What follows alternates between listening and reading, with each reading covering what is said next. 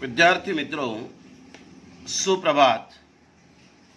कक्षा 9वीं हिंदी विषय दूसरी इकाई। इस दूसरी इकाई में आज हम जंगल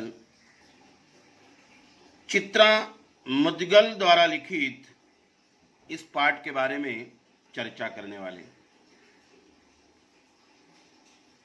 असल में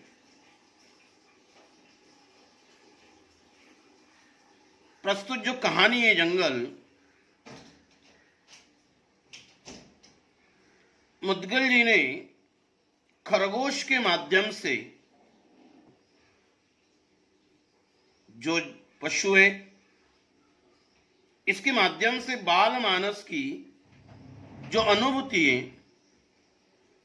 और साथ में प्राणियों के साथ किस तरह का व्यवहार करना चाहिए, उनके संरक्षण एवं प्राणी मात्र के प्रति हमारे मन में दया भाव होना चाहिए, यह बातें इन्होंने इस पूरक पठन जंगल कहानी से बताई है। एक महत्वपूर्ण बात यह है स्वतंत्रता, चाहे वह पशु पक्षी, चाहे वह इंसान, सभी जीव स्वतंत्र जीवन जीना चाहते हैं। यह भी बात इन्होंने खरगोश के माध्यम से बताई, क्योंकि हमारे संविधान में भी मनुष्य को स्वतंत्रता का मौलिक अधिकार प्रदान किया गया। कवि भारतेंदु हरिश्चंद्र ने कहा कि पराधीन सपने हो सुख नाही, दुख के कांटों से भरा स्वतंत्र जीवन परतंत्रता के सुखी जीवन से उत्तम माना गया है।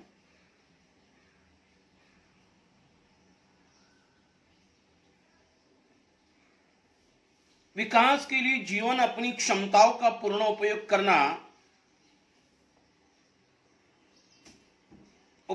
करना और ये भाव स्वतंत्रता में ही हो सकता है। यहां भी वही खरगोश के माध्यम से स्वतंत्रता का कितना महत्व होता है, ये उन्होंने इसमें व्यक्त किया। इंसान सभी जीवों में श्रेष्ठ है, उसके पास अच्छे बुरे के बारे में विचार करने की क्षमता है। श्रेष्ठ होने के नाते सभी जीव जंतु और प्रकृति का ध्यान रखना ये इंसान का कर्तव्य बन जाता है। मतलब जीवों पर दया करना चाहिए। किसी जीवों को बंदी बनाकर उसे कष्ट देना पाप है। सभी के प्रति हमने जागरूक रहना चाहिए। ये भी बातें इन्होंने इस पाठ के द्वारा व्यक्त की है। असल में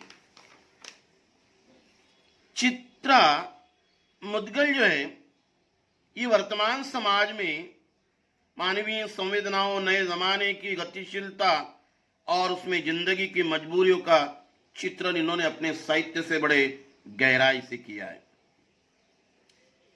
तो ये जंगल पूरक पठन में क्या बताया गया? रीडर अनिमा जोशी के मोबाइल पर फोन था। अनिमा जोशी, इनके मोबाइल पर फोन आया। मांडवी दीदी की बहू तविशा का।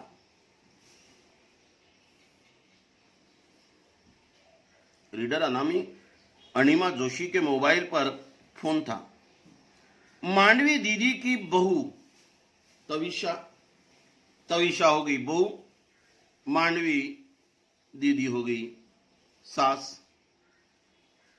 कह रही थी, आंटी बहुत जरूरी काम है, अम्मा से बात करवा दे। अम्मा से बात करवा दे, बहुत जरूरी काम है, तविशा कह रही है। अनिमा दीदी ने असमर्थता जताई।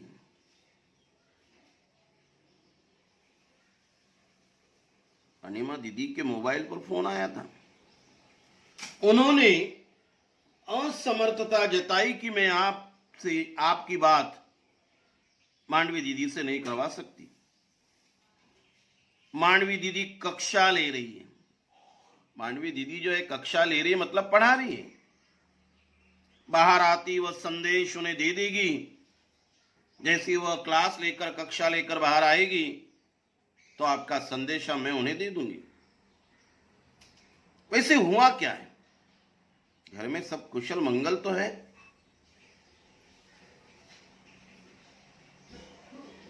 अनिमा जोशी कह रही है तविषा से, घर में सब कुशल मंगल तो है ना। परेशानी का कारण बताने की बजाय तविषा ने उनसे पुनः आग्रह किया। पुनः आग्रह किया मतलब दोबारा कहा, आंटी अम्मा से बात हो जाए तो। अनिमा जोशी को स्वयं उसे टालना बुरा लगा। अनिमा जोशी उसे इनकार कर रही थी कि मांडवी दीदी कक्षा ले रही है, पढ़ा रही है और मैं ये नियमों का पालन कर रही हूं, क्योंकि नियम भंग हो जाएगा, टूट जाएगा, बीच में उसे मैं बुलाऊंगी तो उचित नहीं लगेगा तविषा, अनुशासन भंग होगा। जो अनुशासन है, नियम है, वो टूट जाएंगे। मुझे बताओ तविषा, मुझे बताने में झिझक कैसे? मुझे बताओ, और मुझे बताने में क्यों झिझक रखती हो? क्या हुआ, मुझे आप बता सकती हैं? नहीं आंटी, ऐसी बात नहीं है, तविषा कह रही। तविषा का स्वर भर्रा सा आया, थोड़ा रोदन जैसा। तविषा ने बताया, घर में जो जुड़वा खरगोश के बच्चे पाल रखे हैं, उन्होंने सोनू और मोनू, उनमें से सोनू नहीं रहा। आखिर तविषा ने कारण बता दिया कि घर में जो जुड़वा खरगोश के बच्चे पाल रखे, उन्होंने नाम है सोनू मोनू, उनमें से सोनू नहीं रहा। अभी 10:30 के करीब काम वाली कमला घर में झाड़ू पोछा करने आई। घर में जो झाड़ू पोछा करने वाली स्त्री का नाम है कमला, बहू का नाम है तविषा, सास का नाम है मांडवी दीदी, और मोबाइल किसके? अनिमा जोशी के मोबाइल पर फोन था। 10:30 के करीब काम वाली कमला घर में झाड़ू पोछा करने आई तो बैठक बुहारते हुए, बुहारना सफाई करना, झाड़ू लगाना, बुहारती उसकी नजर सोनू पर पड़ी। जगाने के लिए उसने सोनू को हिलाया। कमला ने उसके जगाने की सोनू पर कोई प्रतिक्रिया नहीं हुई, कोई असर ही नहीं हुआ। प्रतिक्रिया ने असर, वह बुदबुदाई, बड़बड़ाई, कैसे घोड़े बेचकर सो रहा है शैतान, कैसे घोड़े बेचकर सो रहा है शैतान। घोड़े बेचकर सोना, निश्चिंत होकर सोना, शैतान कहीं का, कमला कह रही हुई। उसकी टांग पकड़कर उसे सोफे के नीचे से बाहर उसने घसीट लिया। किसको? सोनू को। सोनू और मोनू में से सोनू को। मगर सोनू की कोई हरकत नहीं हुई। कमला ने चीख कर तविषा को पुकारा। घर में जो बहू है तविषा, छोटी बीजी तविषा अचेत, जिसमें कोई हलचल नहीं, उसे कहते हैं अचेत। सोनू को देख घबरा गई। गोदी में उठाया तो उसकी रेशम सी देह, देह ने शरीर सोनू का, हाथों में टूटी कोपल सी झूल रही थी। टूटी कोपल, कोपल यानी नई पत्तियां, मानो उसकी तरह उसकी देह झूल रही थी सोनू की। उसकी समझ में नहीं आ रहा था उसकी समझ में नहीं आ रहा था वह क्या करे। तविषा के तो बिल्कुल समझ में नहीं आ रहा था कि अभी क्या करूं मैं। आसपास जानवरों का कोई डॉक्टर है ही नहीं, आसपास कोई जानवरों का डॉक्टर भी नहीं कि उसे बुलाऊं, सोनू को दिखाऊं, उसके अचेत होने का क्या कारण है। अपनी समझ से उसने बच्चों के डॉक्टर को घर बुलाकर सोनू को दिखाया। फिर जब जानवरों का डॉक्टर नहीं है तो जो बच्चों के डॉक्टर होते हैं या इंसान की जांच करने वाले जो डॉक्टर है, उस डॉक्टर को उन्होंने अपने घर बुलाकर सोनू को दिखाया। डॉक्टर ने देखते ही कह दिया, प्राण नहीं है अब सोनू में, तुम्हारे सोनू में अभी प्राण नहीं है, जान नहीं है, इसका अर्थ वो मर गया है। आंटी, आप अम्मा को जल्दी से जल्दी घर भेज दें। ये सारा प्रसंग जो है तविषा ने अणिमा जोशी को बता दिया और अंत में निवेदन कर दिए कि आंटी, अम्मा जो है उनको जल्द से जल्द घर भेज दे। घंटे भर से प्ले स्कूल से पीयूष घर आ जाएगा। पीयूष एक कैरेक्टर हमें मिल रहा है, जो लड़का है उनका प्ले स्कूल में पढ़ने के लिए जो जाता है पीयूष, वो घंटे भर में आ जाएगा। सोनू में कोई हरकतें नहीं में दिखाई देगी, उसके ऊपर उसका क्या असर होगा। आंटी, अम्मा को जल्द से जल्द घर पर भेज दे। मांडवी दीदी घर पहुंची, शायद कक्षा लेना पूरी हुई होगी। अणिमा जोशी ने सारा प्रसंग मांडवी दीदी को बताया होगा। मांडवी दीदी घर पहुंची। सोफों के बीच के खाली पड़े फर्श पर सोनू निश्चेष्ट पड़ा हुआ था। सोफों के बीच के खाली पड़े जो फर्श था, उस फर्श पर सोनू निश्चेष्ट, जिसमें कोई चेष्टा नहीं, कोई हलचल नहीं, ऐसी अवस्था में पड़ा हुआ था। पीयूष उसी के निकट गुमसुम बैठा हुआ था। पीयूष उसी के पास एकदम गुमसुम, किसी से बात नहीं कर रहा है, ना कोई हलचल है, उदास, खामोश, ऐसी अवस्था में बैठा हुआ था। मोनू सोनू की परिक्रमा सा करता कभी दाएं टिटक उसे गौर से ताकने लगता। जो सोनू मोनू में से एक, सोनू तो मर गया, लेकिन जो मोनू है वो क्या कर रहा था, उसकी मानो परिक्रमा सा कर कर कभी दाएं ठिठक जाता था, रुक जाता था और गौर से ताकने लगता था। ताकना मतलब देखता था। ये सारी हरकतें जो है मांडवी दीदी घर पर पहुंचने के बाद देख रही है। तो कभी दाएं टिटक जाता था तो कभी बाएं टिटक जाता था, रुक जाता था। पीयूष की स्तब्धता, खामोशी तोड़ना उन्हें जरूरी लगा। मांडवी दीदी को लगा पीयूष के मन पर इसका बुरा असर हो सकता है, उसे बात करना जरूरी है। शायद वो कुछ नहीं बोलेगा तो उसके मन पर उसका बुरा असर होगा, इसीलिए उसकी खामोशी भंग करना चाहिए, तोड़ना चाहिए। ये मांडवी दीदी को आवश्यक लगा। नन्ही सी जिंदगी में वो मौत से पहली बार मिल रहा है।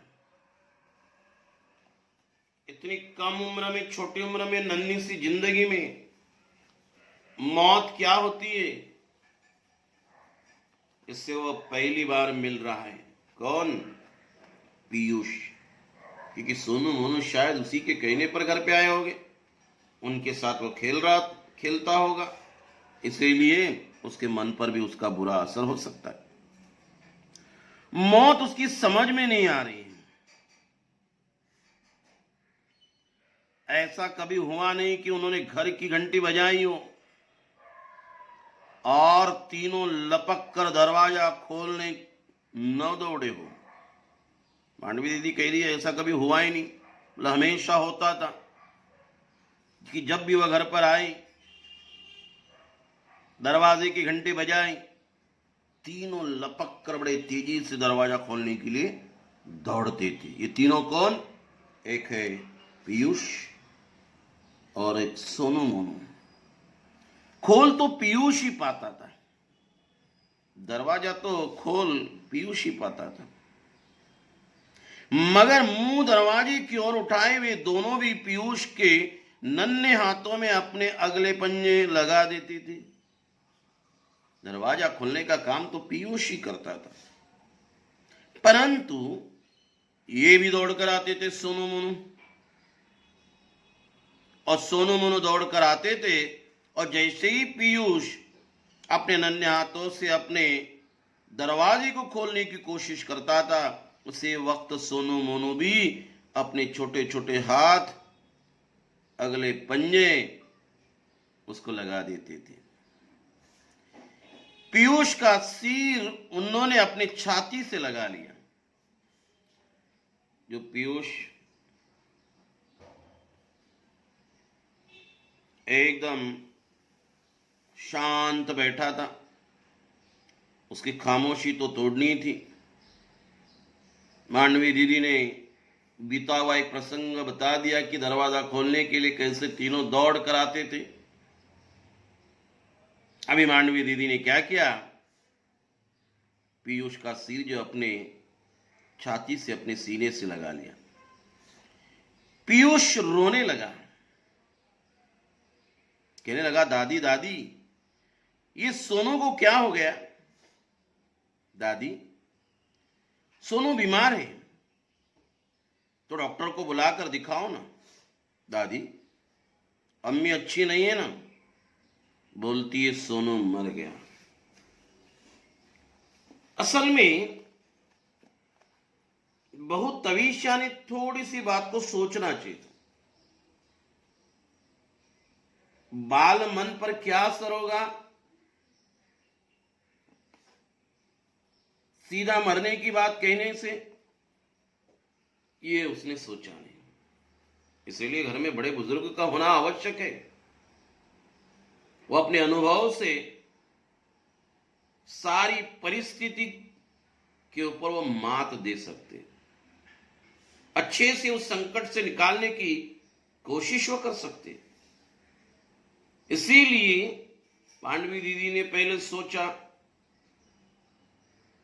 कि पीयूष की खामोशी मुझे तोड़नी चाहिए। अम्मा ने तो सीधा कह दिया था कि सोनू मर गया, इसीलिए पीयूष कह रहा है कि अम्मी अच्छी नहीं है, बोलती है कि सोनू मर गया। वह रोंदे स्वर को साधती हुई उसे समझाने लगी। जो रोने की अवस्था में उसको समझाने लगी, रोते नहीं पीयूष, सोनू को दुख होगा। सोनू तुम्हें हमेशा हंसते देखना चाहता था ना। दादी समझा रही उसे। मोनू उनकी गोदी में मुंह सटाए उनके चेहरे को देख रहा है। सोनू मोनू में से सोनू तो मर गया, लेकिन मोनू जो है उसकी गोदी में मुंह सटाए लगाए उनके चेहरे को देख रहा, वो भी कैसी दृष्टि से? बिटर बिटर दृष्टि। दृष्टि यानी नजर, जो एकदम उसकी आंखें खरगोश की। बिटर दृष्टि यानी नजर गड़ाए देखना। बिटर दृष्टि का अर्थ क्या होता है? अपनी नजर गड़ाए और आंसुओं से भरी हुई, मानो वो क्या कर रहा है? देख रहा है। जानवर भी रोते हैं। पहली बार उन्होंने किसी जानवर को रोते हुए देखा है। मोनू को हथेली से हल्के हाथों से दबोच कर उन्होंने उसे सीने से सटा लिया।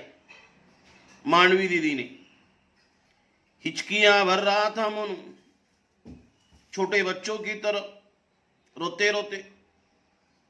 काली बदली उसके चेहरे पर उतर आई, मानो ऐसा लग रहा था कि जो काली बदली है उदास सी उसके चेहरे पर उतर आई है। अणिमा जोशी के मोबाइल से उन्होंने बेटे शैलेश को दफ्तर में खबर कर देना उचित समझा था। अणिमा जोशी के मोबाइल से उन्होंने क्या किया तो उस वक्त उनके बेटे शैलेश को दफ्तर में खबर कर देना उचित समझा था, ठीक समझा था। न जाने परेशान तवीशा ने शैलेश को फोन किया हो या न किया हो, इसलिए मुझे ही पहले फोन कर देना चाहिए। और अणिमा जोशी के मोबाइल से उसी वक्त मांडवी दीदी ने फोन कर दिया। शैलेश ने कहा, शैलेश उनका बेटा, पीयूष के पिताजी, तवीशा के पति। शैलेश ने कहा था ऐसा करे, अम्मा घर पहुंच ही रही हैं, आप तो नीचे सोसाइटी में जो चौकीदार को कहकर सोनू को उठाकर अपार्टमेंट से लगे नाले में क्या कर दे, फिकवा दे। दोनों भी परिस्थिति को समझ नहीं पा रहे। शायद सोनू को सीधा उठाकर फेंक दिया होगा तो पीयूष के मन पर उसका क्या असर होगा। माताजी ने इतना ही कह दिया था कि सोनू मर गया तो अम्मी अच्छी नहीं है, पीयूष ने कह दिया था। उन्होंने शैलेश को स्पष्ट कह दिया था। छुट्टी लेकर घर फौरन पहुंचे, तुरंत पहुंचे। उनके घर पहुंचने तक पीयूष घर पहुंच चुका होगा। नाले में वो सोनू को हरगिज नहीं फिकवा सकती। पीयूष सोनू को बहुत प्यार करता है। स्थिति से भागने की बजाय, परिस्थिति से भागने की बजाय उसका सामना करना ही बेहतर है। बड़ा एक अच्छा वाक्य उन्होंने कह दिया। जब परिस्थिति से भागना नहीं चाहिए बल्कि उसका सामना करना चाहिए, यही बेहतर होता है।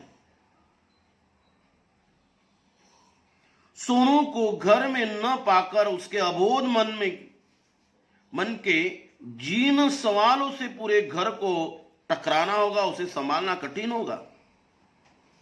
सोनू घर पर नहीं मिलेगा तो पीयूष के अबोध मन पर उसका क्या असर होगा। वह तरह तरह के सवाल पूछेगा, उसे हमें जवाब देना पड़ेगा, उसे संभालना बड़ा कठिन हो जाएगा। इसलिए फौरन घर पर पहुंचो, मां ने बेटे को कहा। जमादार को घर पहुंचते हुए खबर कर देगी। उनकी इच्छा है कि घर के बच्चे की तरह सोनू का अंतिम संस्कार किया जाए। उसी वक्त उसने कहा पहुंचता हूं, शैलेश ने कहा। उसी वक्त उसके लड़के ने कहा कि मैं पहुंचता हूं।